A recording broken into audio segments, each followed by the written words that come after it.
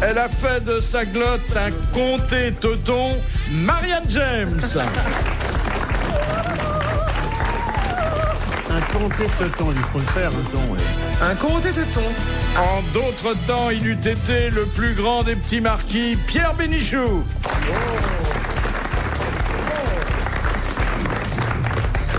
Il est le chansonnier le plus attaché au Tibéri, Jacques Maillot.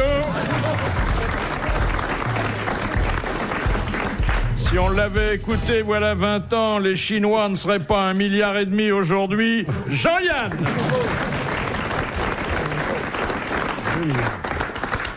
Alors faites la fête avec vos voisins. Ah ouais. Puisque on avait déjà inauguré ce concept l'an passé, ça avait très bien marché.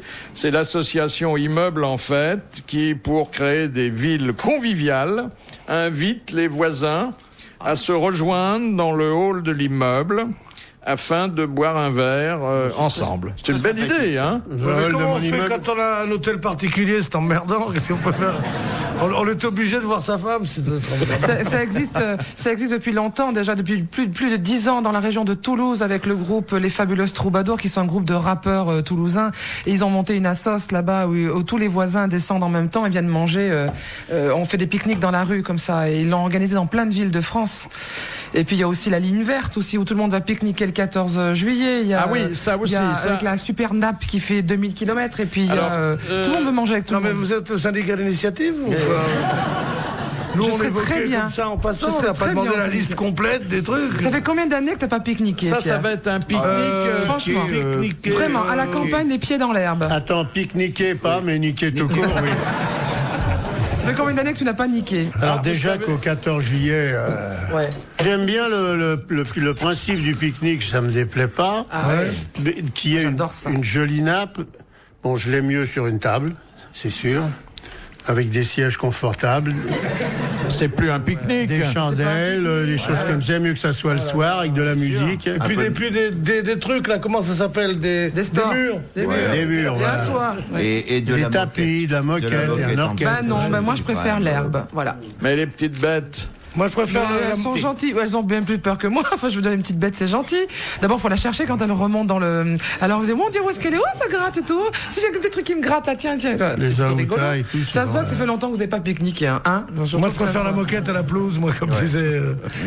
Non, c'est agréable. Il y a plus de petites bêtes maintenant, il y a des produits anti-bêtes. On peut fumer la moquette, c'est difficile de fumer la pelouse. Tu vois ce que je veux dire? Oh non, mais vous n'êtes pas coutumier du fait. Ça se voit que ça fait longtemps que vous l'avez pas fait. Vous n'êtes pas très bucolique.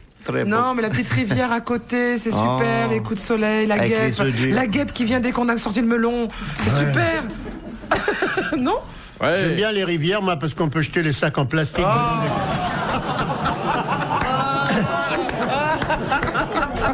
Et ça part tout seul. Dès qu'on a bouffé, parce que c'est sûr que chez soi ou dans son jardin, tous les détritus, on va les foutre quelque part. Ouais. Tandis que là, au bord de la rivière, un pot de saucisson, allez, à dégager, les plastiques, hop. Ah, puis le grand jeu, là, une petite bête s'est cachée sous la jupe de Marianne, cherchons-la. Alors là, il y a du travail. Hein. Ah oui. Mais même pour la petite bête aussi, je veux dire. C'est... Ok, ici, km 28, ici, le genou. Non, mais nous nous éloignons de la nature et c'est dommage. Mais pas du tout, sous ma jupe, c'est très naturel. Ah, j'aimerais bien passer une soirée, là, je me ferais des relations. Alors là, non, franchement, Philippe. Philippe, non. Moi, d'habitude, je ne prends pas le parti des dames, mais là, vraiment, vous allez un peu trop loin, je trouve. Quand on est sous la jupe, on va forcément loin. Il n'y a personne que vous connaissez sous ma jupe. Non, vous les connaissez pas. Non. Ça serait pas vos amis, en plus. Non. Je vais vérifier. Attendez. Ah, quoique. Ah, peut-être que je vous en parlerai alors dans ces cas-là. Ah oui? La prochaine fois qu'on fait une réunion sous la jupe, je vous appelle. Prendrez une carte, hein, parce que vous pouvez vous écrire.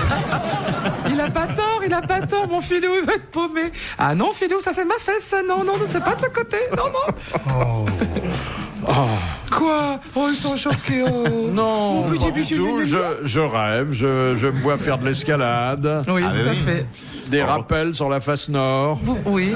Vous venez avec votre petit piolet? Oh. C'est là son petit piolet? Je demande simplement de pouvoir me reposer à mi-parcours. RTL, 4h, 4h30, dans la nuit des temps des grosses têtes de Philippe Bouvard. Alors, ça, c'est une nouvelle qui va faire du bruit dans le landerneau scientifique. C'est un véritable coup de tonnerre et en même temps une cruelle désillusion. On pensait que l'homme avait 150 000 gènes, puisqu'on est en train de décrypter le génome humain. Et on n'en a que 30 000. Ah, vous vous rendez compte? C'est décevant. 30 000 gènes seulement. J'en ai pas autant. 30 000. Moi, je sais que le 12 748e, il est bien. On a perdu 120 000 gènes en une journée. C'est quand même terrible. Eugène. Il y a de l'Eugène, il n'y a pas de plaisir. Oh oui, fallait la faire celle-là. Oui, je la fais, je vous emmerde. Voilà, c'est tout. Parce que ça veut dire les autres, ils ont le droit de faire tout, puis moi, jamais. C'est parce qu'il a mal à sa jambe, Pierre, c'est pour ça. Ah bah je morfle. Hein. Ouais. Qu'est-ce qu'il a? Mais il a une sciatique, le pauvre vieux. J'en parle pas, mais... Il souffre là, actuellement, il souffre en silence. Il souffre en silence. Il a une raideur de la jambe. Il y a longtemps que ça lui était pas arrivé, mais... Pierre, faut pas laisser dire ça. C'est gentil, je suis déjà accablé physiquement, il peut me ruiner moralement en plus, c'est bien. Question de Monsieur Maignan de Niort, qui a dit: quand on fait l'inventaire des ustensiles de cuisine que les balaises du Jésus Fan Club n'hésitaient pas à enfoncer sous les ongles des hérétiques, ce n'est pas sans une certaine appréhension qu'on va chez la manucure. C'est des proches, ça, non? C'est des proches. Ah ouais. Bonne réponse de Jacques Maillot. C'est vrai qu'il y avait une panoplie redoutable. Là, hein. À Florence, moi j'étais allé voir le musée de la torture, ça fout les flûmes. Ah oui. Sans parler des brodequins. Alors, ce qu'ils ont inventé, les mecs, c'est incroyable. Et les gens qu'on mettait à cuire dans l'huile bouillante. Ce qu'on raconte pas, c'est que ceux qui torturaient déjà à l'époque, ça leur faisait du plaisir. Au nom du Seigneur, en plus, c'est ça qui est horrible. Moi, oui, pauvre Seigneur. Les gens qu'on mettait à cuire quand c'était, qu'on plongeait dans la bouillante, encore ça allait, comme les homards. Ouais. Et les mecs qu'on mettait à cuire à l'eau froide. Ouais. Ah ça c'est le temps de... Le temps que ça frémisse. Alors ça commençait à être un peu tiède. Vous vous rendez compte, un homme comme vous et moi, hein, 1 heure par kilo, ils sont pas à table, hein. Ah c'est chic ça, ils sont pas à table. Non mais ça fait froid dans le dos. Ah ouais. Mais la cuisson du au début t'es content, tu dis un peu plus chaud, c'est bien comme ça, passez-moi le savon. Non mais c'est trop chaud. Puis t'as un mec qui est en train de te saler la tête et tout. Bon. Ah oui. Je crois que c'est agréable. Moi j'y croyais pas, c'est quand ils ont préparé la moutarde que j'ai vu ça. Ah, une belle leçon de démocratie qui nous vient d'Islande. Faute de candidats se présentant contre lui, l'actuel chef d'État sera reconduit pour 4 ans dans ses fonctions sans aucune élection. Tranquille, ça, peinard. C'est formidable, ça. Ah, s'il est bien. Les gens, ils veulent pas... ça coûte de l'argent faire des élections, il fait des économies comme ça. On perd du temps, En Islande, il faut y aller voter, c'est plein de neige et tout. Oui, et puis il faut les bourrer les urnes. Oui, surtout si on habite Paris, ça fait loin. Mais en général, ils prennent les mecs du coin pour voter. C'est de là qu'elle vient, la petite, là, qui a gagné l'Islande. Oui, le York. Björk. C'est épouvantable ce nom. Björk, ça fait un peu... Non, Björk, c'est elle qui a eu la gerbe. Ouais. Oui, c'est ça. Ah, elle a un physique amusant. Elle est mignonne. Amusant, oui. Ouais. Elle a dit que c'était son premier et son dernier film. Oui, c'est ça qui est bien, parce que maintenant, pour avoir des prix à Cannes, il faut jurer qu'on n'en fera plus. Plus jamais, oui. Bah, déjà l'année dernière. Oui, c'est ça. J'ai fait ça par hasard, mais j'y reviendrai pas. C'est pas un métier d'avenir. Hein. Donnez-moi le prix et je vous promets que je reviendrai plus. Peut-être que simplement ça montre que des gens qui sont extérieurs à ce milieu-là y arrivent avec peut-être une fraîcheur, que parfois le cinéma n'a plus, tout ça très très très convenu, très coiffé, Voici une remarque sans aucun intérêt qui vient d'être... Non, je sais pas, mais... Vous le trouvez pas frais, Jean-Yann?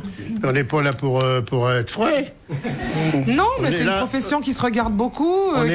Quand on va à Cannes, c'est pas parce qu'on est frais, c'est parce qu'on veut faire passer les frais. D'accord, ok.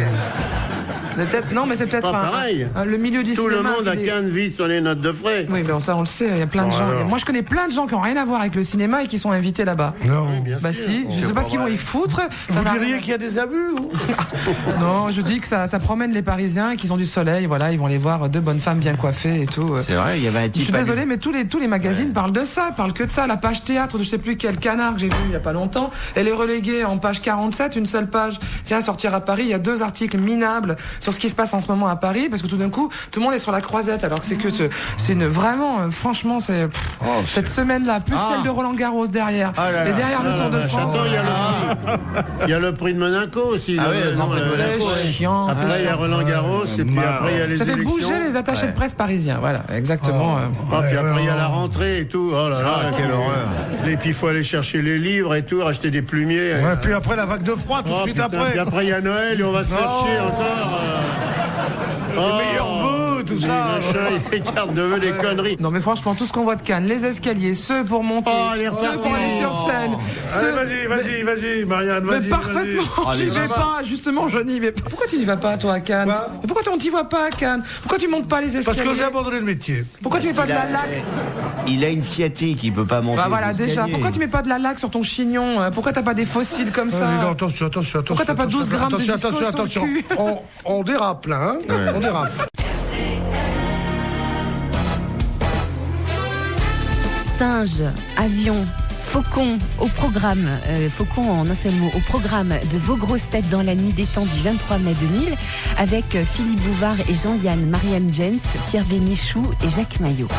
Deuxième citation envoyée par Monsieur Rapin, qui a dit « Les Anglais gardent toute leur vie l'air perplexe et pourchassé d'hommes engendrés à la hâte entre les heures de bureau. » Ah, il y a C'est un anglophobe, ça. Il y a du vrai là-dedans. C'est quelqu'un qui les a bien connus? Eh ben, qui pour l'heure vit plusieurs mois de l'année à Londres. Ah, il les connaît bien alors. Vit plusieurs mois de l'année à Londres. Un écrivain? Un écriveur, mais pas seulement écriveur. Un gars qui fait de la mode? Non. Un homme politique? Non, c'est un type très bien. Il est, il est plein d'humour et de talent. Il fait un peu acteur?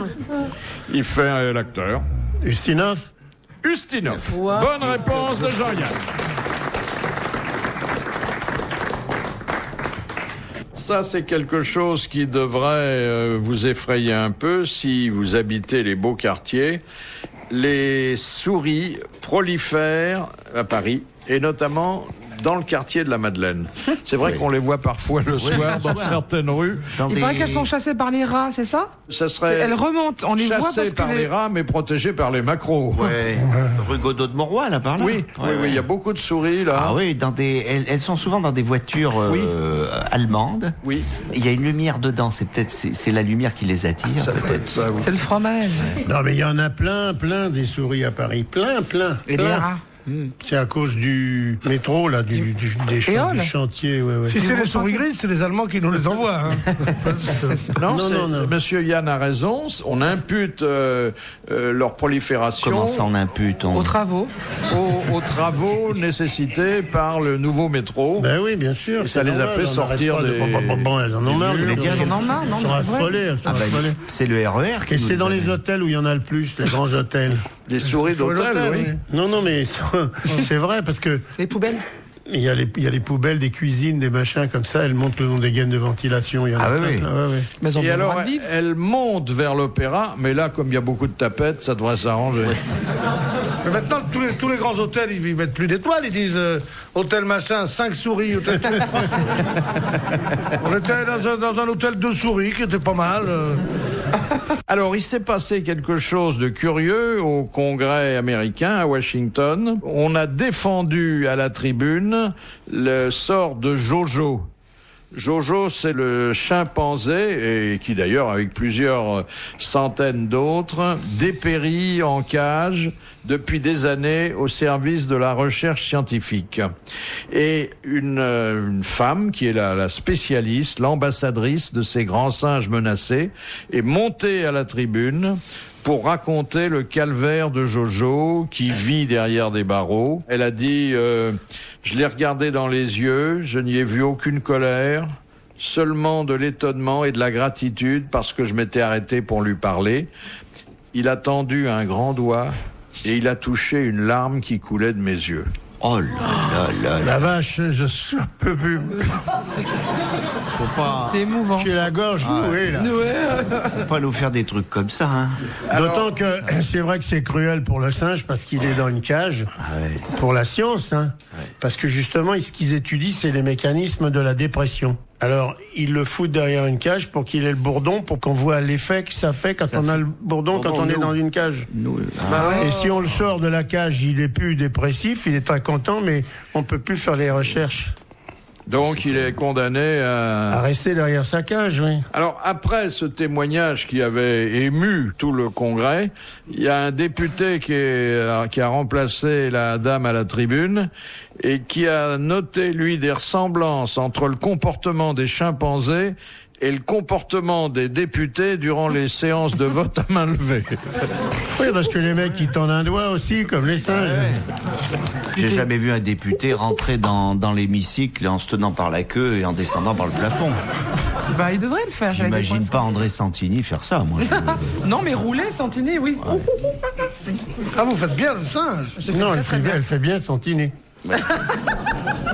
Je fais très très bien.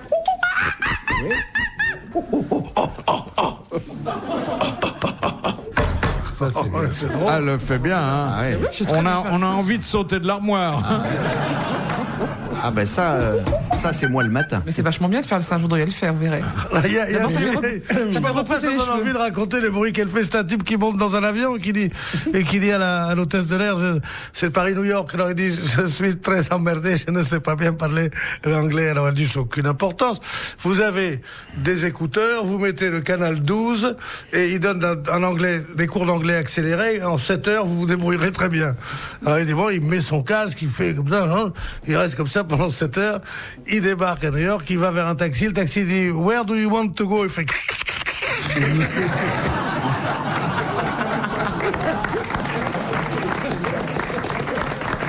Elle est dure à raconter parce que le petit bruit final, il faut le faire. Je le fais très bien.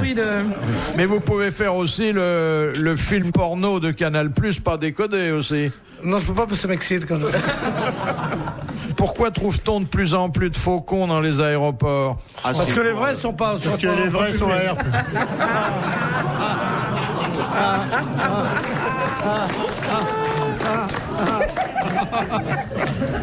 Non, c'est pour chasser les étourneaux. Non. Oui. Et les lapins aussi, il y a trop de lapins. Non, pas les lapins. Les étourneaux. Non, les faucons, ils s'attaquent pas aux lapins. Alors, savez-vous pourquoi il faut chasser les étourneaux? Parce qu'ils rentrent parce qu'ils peuvent se mettre dans les moteurs. C'est ce qu'on appelle le périlavière. Le périlavière, c'est-à-dire aviaire, ça veut pas dire les avions, ça veut dire les oiseaux. Voilà. Alors le périlavière, c'est-à-dire que souvent des oiseaux se mettent dans les réacteurs et que ça empêche les réacteurs de tourner. Et des fois, les avions tombent et ils tombent sur les maisons où il y a des mecs qui disent « Il y a trop de bruit la nuit, il y a trop de bruit la nuit. » Mais ils vont plus venir. Une fois, je me trouvais à bord d'un avion qui a aspiré un oiseau. Il n'y avait plus de moteur. Ah oui, heureusement, il y en avait un autre. Mais et alors, quand les piafs, quand ils se prennent un avion dans la gueule, vous croyez que c'est gentil? Mais c'est rare qu'il y ait des moineaux qui puissent transporter 288 personnes. Attendez, un étourneau dans un réacteur de Boeing, des choses comme ça, ça arrête le moteur. Ouais. Mais je comprends. Et alors, il y a des faucons dans les aéroports, parce que s'il y a un étourneau rentre dans le moteur, tout de suite après, le faucon, il va le chercher. C'est comme ça, on est sûr que l'avion est cuit définitivement. Mais non, il récupère les tourneaux broyés et cuits à la sortie. Et il y a des hôtesses, quelquefois, qui avalent des oiseaux, mais pas pour les mêmes raisons. Alors là, non. Alors là, c'est dégueulasse. Non. Voilà, un mec aussi bien que toi. On n'a pas le droit de dire ça. Ça peut arriver. T'as vu, non mais t'es super chic. Ma mère était hôtesse de l'air, ma sœur est hôtesse de l'air. Ma femme est hôtesse de l'air. Je ne veux pas qu'on insulte ma famille pour faire rire. Mon père est hôtesse de l'air. Il faut qu'elle ramasse tout parce qu'avec le nombre de gens qui sont malades maintenant, avec ce que tu manges dans... Ah oui, par contre, ça c'est vrai. Ah ouais. Je crois qu'il y en a qui gagnent 100 sacs par mois. Alors le problème, c'est que quelquefois il y a des petits malins qui veulent faire des farces. Alors ils prennent un sac, ils soufflent dedans et POM. S'ils n'ont pas changé le sac du vol d'avant. C'est dégueulasse. Les grosses têtes dans la nuit des temps. Sur RTL, de 4h à 4h30.